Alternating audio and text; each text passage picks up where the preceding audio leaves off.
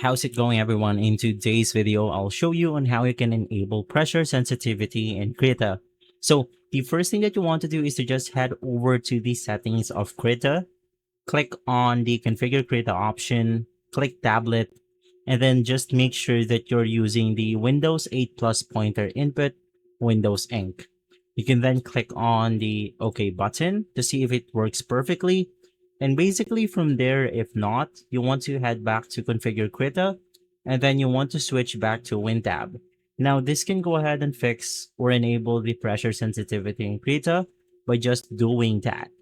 And from there, we can also navigate through the settings, configure toolbars, and in here, you want to simply select the main toolbar for Krita, search for pen pressure, click on it, and then click on this arrow, click apply, and then click OK. From there, you will be able to see this pen pressure. Just make sure that it is enabled. And basically right after you have successfully enabled the pen pressure sensitivity in Krita.